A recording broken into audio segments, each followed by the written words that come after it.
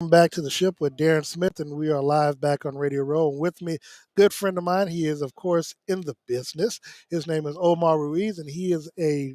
So, what's your title? 'Cause I know he's with the NFL Network, but I don't know if you're I do a just a. little of everything: reporter, anchor, host, whatever you want to call it, Darren. I'm in your world. What I want to know is, since he's a host, when's he gonna have me on? Yeah, that's you need to put the pressure on him. But Omar, so we were just talking before we get. You're going to be covering the Eagles this week as it relates to the Super Bowl and coverage of it. What is your role in what you're going to be doing and providing the audience? Yeah, so we'll be there with them Super Bowl opening night. We started our coverage yesterday with their arrival, part of NFL Network's comprehensive coverage this week. My role specifically going forward will be for Good Morning Football. I'll be on from 5 a.m. to 8 a.m. local time. Then I'll have the first couple hours of Super Bowl Live with the Eagles, and then Stacey Dales will take over, and she'll have the last few hours of Super Bowl Live, then NFL Total Access. And we have a couple of reporters, Mike Giardi and James Palmer, that are with the Chiefs, and we'll just kind of divvy it up and get ready for that ball game. Should be a classic there. I know this isn't your first time around the rodeo, but does it ever get old to you? I tell people all the time. I said, growing up, I always wanted to be able to go to Super Bowl, cover Super Bowl, and then the Chiefs drafted Patrick Mahomes, and I've been to the last five. So it's like, don't stop. I'm living the dream, but working with the NFL Network, does this ever get old for you? I mean, I know No, it's work in a way, but no, yeah, it's work. It's a lot of hard work, but I think the most rewarding part of it is being able to connect with people like yourself that we don't really get to see a chance to see too much during the year, but then you get to have a reunion of sorts yeah, during Super Bowl week. And, even if you're on people's, radio shows throughout the year, to physically see people in person and catch up and, have that connection, the relationships that you've built over the years. I think that's probably the most special part of Super Bowl week for me. As much as, we all love the game, but yeah. I always say, like, if I wasn't in the job that I have, I would still love football and I'd still watch the game. So it's the relationships that I think are the most meaningful to me, especially you're reminded of that this week. When you look at the matchups, what stands out to you most? I know, again, I know you're going to be covering it from Eagle side, but overall, big picture going into this game, is there a particular matchup that interests you that you're looking forward to watching? Oh yeah, the Eagles pass rush versus Patrick Mahomes. That's what I I was mean, talking to I'm somebody sure locally about that's that. what a lot of people are saying, but I think the Eagles have a historically great pass rush. If they get five on Sunday, they'll pass the 85 Bears, that legendary team for most sacks ever. When you combine regular season and the playoffs, they come at you in waves, and I think people are underestimating the depth, the talent, the relentlessness of the pass rush. Because I think it's easy to say, Brock Purdy got hurt. And so that was the reason why they had so much easy success. Well, he got hurt, and Josh Johnson got hurt because they just kept coming. And they just play so physically, they play so relentlessly. You have the great blend of hungry guys like Hassan Reddick, who's young, Josh Sweat, still trying to prove himself. And then you have all those old vets, Brandon Graham and Fletcher Cox, who were part of that other Super Bowl team. Ndamukong Suh, Linval Joseph looking for their second. So it's a really good blend. But then there's Patrick Mahomes, who's the baddest dude in the game and the ultimate difference maker on the football field wherever he's playing. So when you talk about, the matchup to watch, I think it's that one right there. And if Patrick and that offensive line can keep the pass rush at bay, I think Chiefs have a great shot. If Philly owns that matchup, then I think it'll go the Eagles' way. Get a little pushback. What about the matchup between Nick Sirianni and Andy Reid? I mean, just in Johnson and how the play calling is going to go. Yeah, I think that'll be good. I mean, Andy Reid, I don't know if anybody can hang with him in terms of play calling, the creativity. Well, and let me say, coming. So I'm saying, if the Chiefs get a lead, let's just say, for example, he gets a lead like he had against the Denver Broncos, 28-point lead. And they're still throwing the football instead of trying to let the clock work in your favor. And then Mahomes throws three interceptions and to bring them back into the Yeah, ball yeah, game. yeah, And sure, so, sure. when I say that particular matchup, I'm thinking more so about the chess game because everybody knows Andy Reid's not really a run kind of guy, but I'm thinking, okay, if you get a lead, how often or do you plan on maybe trying to run the football to allow the clock and certain things run in your favor? Because again, if you look back at the AFC Championship game, they had the interception right before half. It was a little bit over 3 minutes to go. Instead of maybe trying to work the clock some and maybe run the ball some, they come out three straight, first, second, third down, throwing the football and they incomplete passes, and then you give the ball right back to the defense instead of Well, I don't think Andy Reid is ever going to stop being aggressive. I think that's oh, that was number aggressive. one. But Yeah. yeah, I mean, whatever you want to call it, I think they'll find a way to, whether it's a screen game or quick slants or whatever, just kind of ball control possession. If it's not specifically running the football or running a 4-minute type of offense to wind the clock down. But I just don't. That's not in the Chiefs' DNA to kind of play conservatively like that. I think there's a reason why they've had so much success. You put the ball in Patrick Mahomes' hands, Andy Reid play calling, the enemy, Travis Kelsey, the whole nine, and you win it like that. I don't think you win, these football games kind of playing scared or trying to run the clock out. But I think, if any team is capable of putting that gas all 60 minutes, it's the Kansas City Chiefs. What is it about Jalen Hurts that makes him special? He's unflappable. I mean, whether you talk about a game in and game out performance, whether you talk about his career and the adversity he faced at Alabama, and keeping that poise and staying in it to go to Oklahoma and have so much success there, dealing with getting drafted behind Carson Wentz, and then dealing with all the drama that played out behind the scenes there, having to hear all the questions coming into even this season, coming off a playoff appearance last year. Is he the guy? Is he a quarterback that you can build around? All of that, to persevere throughout.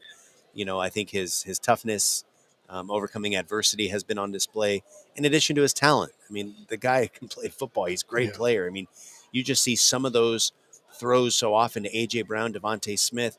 They're making highlight reel catches, yes, but he's throwing it into coverage that is tight, and he is putting it on the money to allow them to make those passes. So, not to mention his historically great running attack, scoring all those touchdowns this season, having a nose for the end zone. So, he's a special player.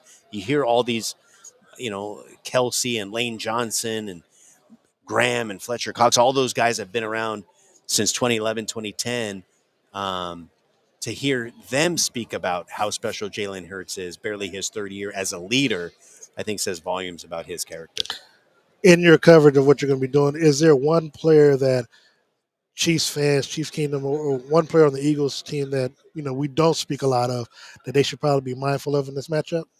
That's a good question. I would say Josh Sweat. I don't know how much he gets talked about, but he is, like I said, one of the more talented players in the game. And he had a little injury late in the season and even missed some time.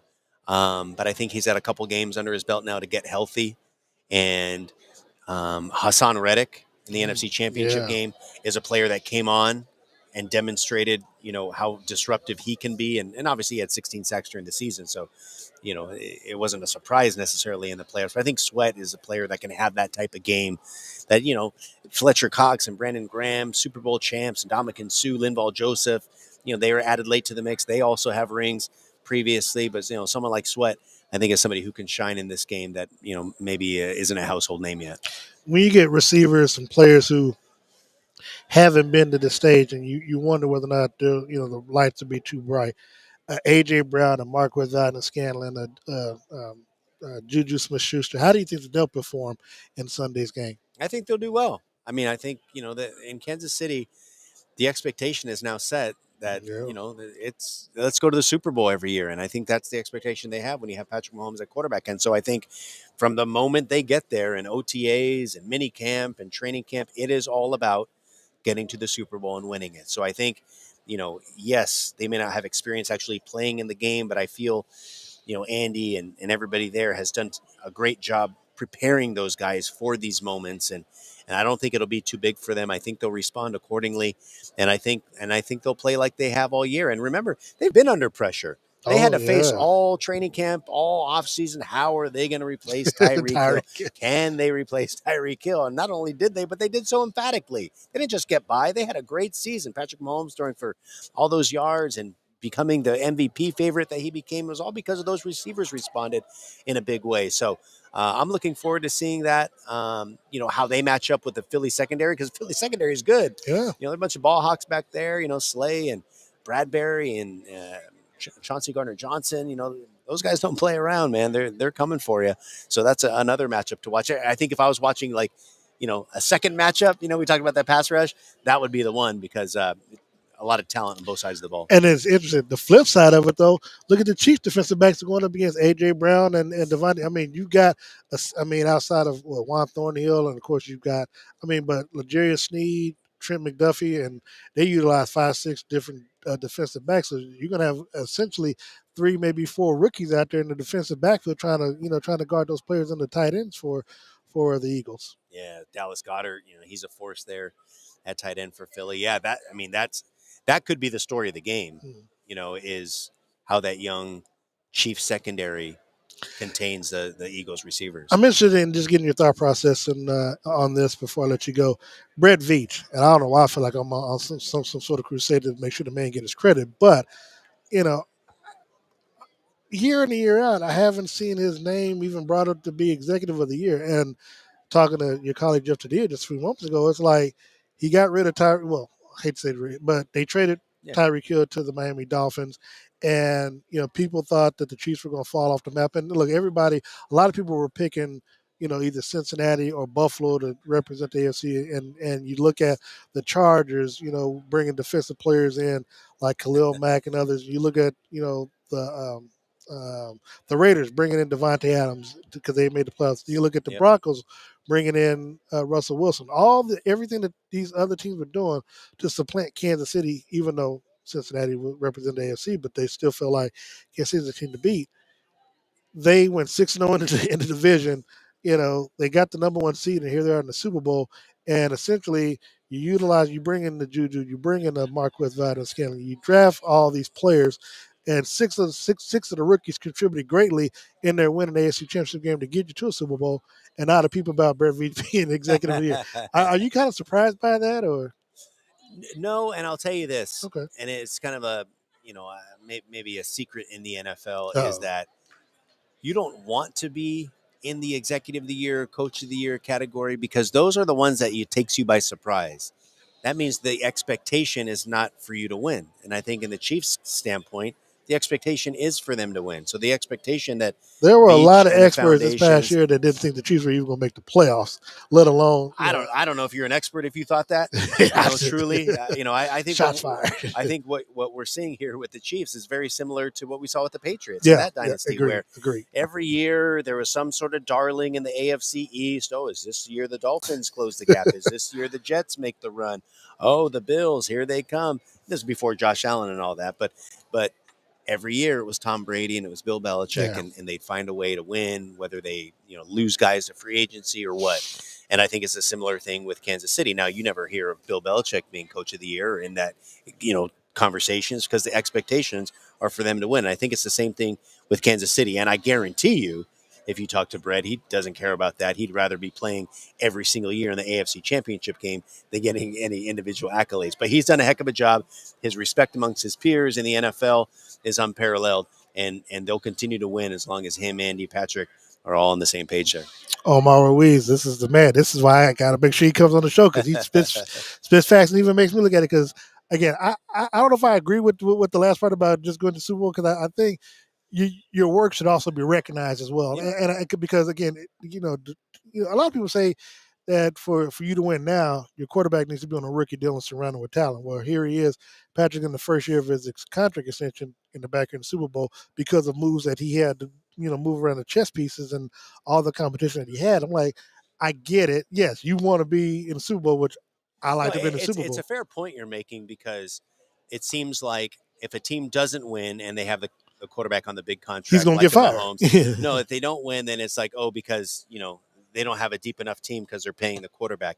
If they do win, like, it's because Mahomes is such a genius, so like the front office and the personnel, as great as a job as they're doing, yeah, you're right. They don't get enough respect. But my point is just, I don't think they really care. They'd rather be in the Super Bowl every year and deal with that. All right, make sure you all pay attention to the NFL Network this week. Watch Omar Ruiz, and let everybody know again where they can find your social media and anyplace else. Well, Omar D. Ruiz is my Twitter handle and Instagram handle, and we'll be on all week long.